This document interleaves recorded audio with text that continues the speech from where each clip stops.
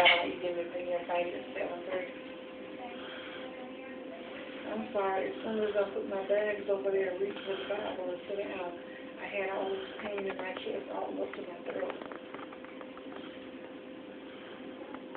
Yeah, well, I didn't think it was wise for them to try to send you home anyway. After they did what they did yesterday, talking about you had an opening. Yeah. They ran that needle through my wrist here, and it was swollen up. Mm.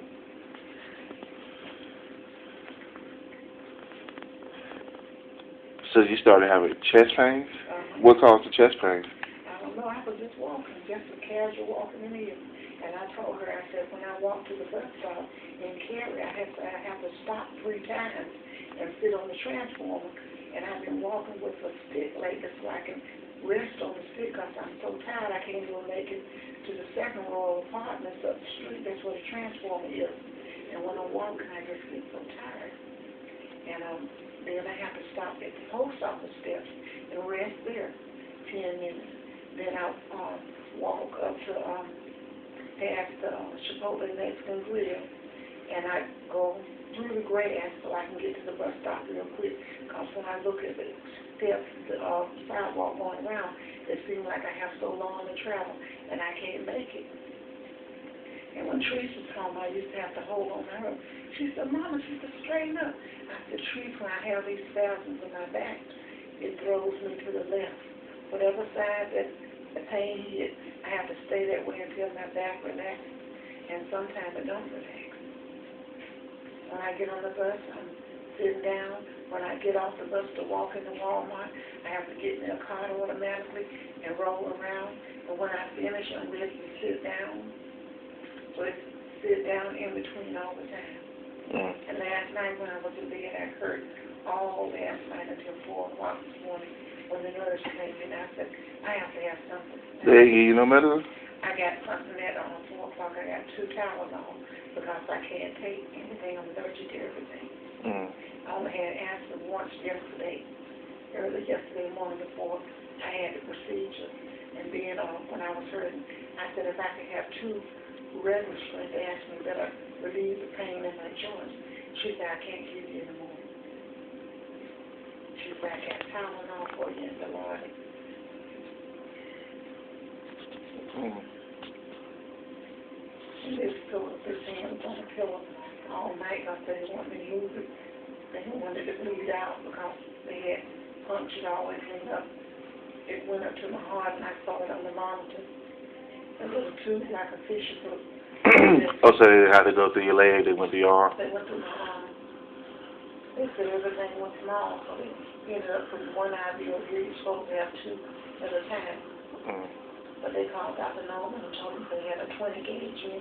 So he said since they had 20 gauge in, it was large enough to keep it open. And it didn't happen.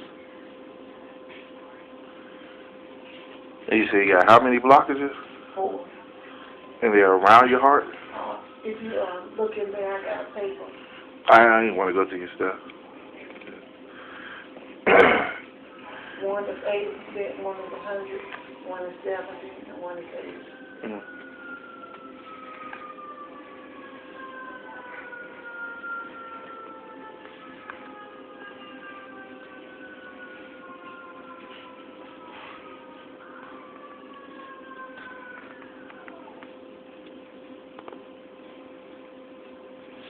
I was all bathed and dressed on.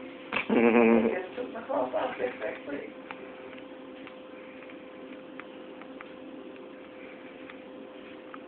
So what's the things that they put in you? What do they help do?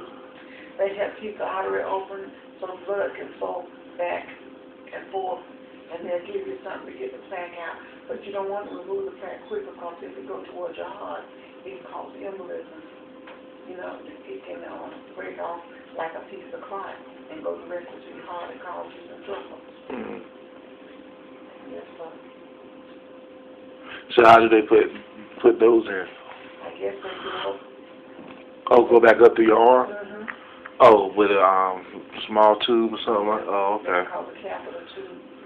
And I tell you, when they first jumped, it's a burn. Yesterday when they shot that medicine in me, the guy said, you're going to burn all the way down to your private area and feel like you have to urinate. And sure enough, as soon as he shot that medicine in me, I felt like I was urinating right there. My back burned, my whole body, and then down in the, I said, Lord, have mercy.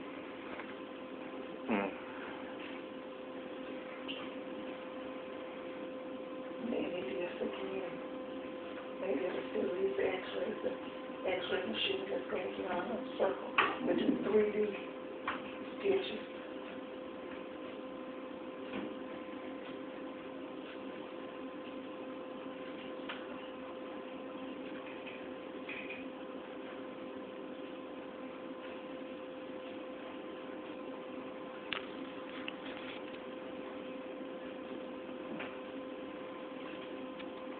And he told me not to lift nothing, don't lift over 5 pounds with his hand.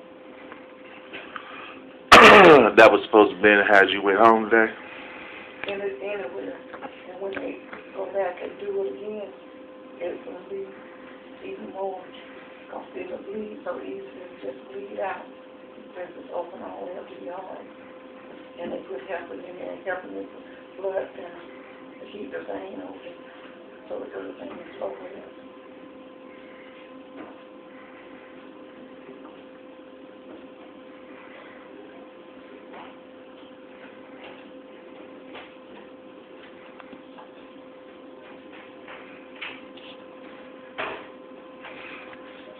So you call anybody else? I called Sister Kristen, I knew.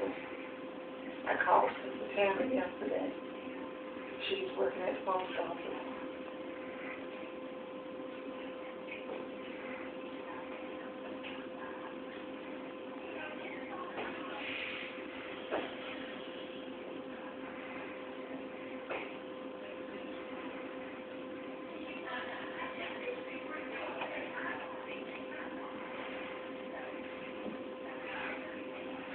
So what's the name she was saying that you got the disease? What's that? What's she talking about? Cardiac disease, heart disease. Oh, cardiac.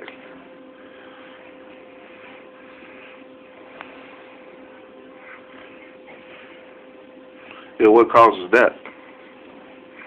I don't know. My mother had it. She had several heart attacks. I mean, right behind the elbow. I remember her being in the hospital 6 times from having a heart attack. She never did have a stroke. All she had was massive heart attack. But you ain't never had no heart attack, though. I had a stroke. Thank God I did. I didn't even know about these valves in the water. Like I said, I had stretched out one day to walk. And I was walking, and I felt my foot shift as I was walking. And I said, wow. And so I walked a little bit further. I said, well, I'm going to just walk around the block and come back. So by the time I got around my Bojangles, I held onto the street sign and I pressed. And then I came on back around and opened the door and I said, Lord, I'm exhausted. I was exhausted. I noticed then that I had a shift in my body. And she said, no, why did you tell me? I said, I did tell you. I told her.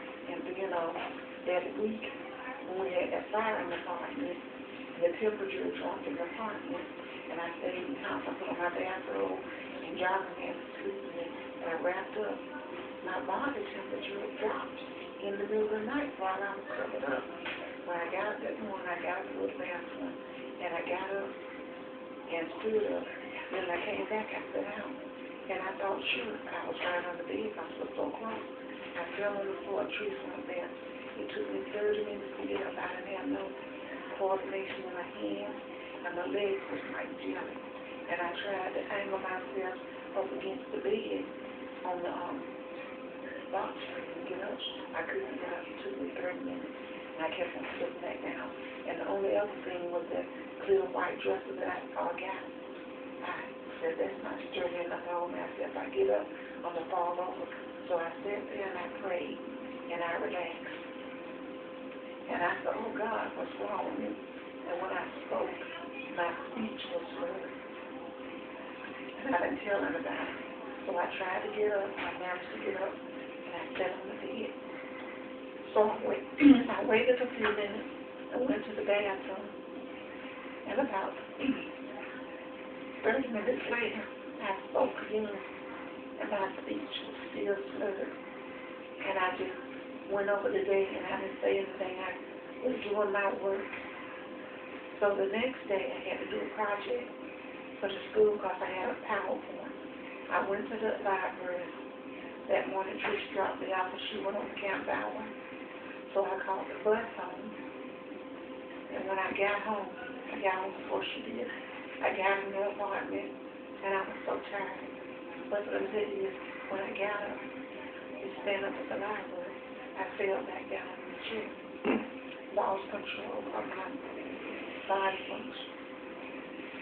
Heat to the bathroom, I was ready, I don't know what. And I had to come home because I didn't have to change clothes. So I rested a little bit. I walked to the camera to the bus stop, came home, and came in the house and sat down. Trees came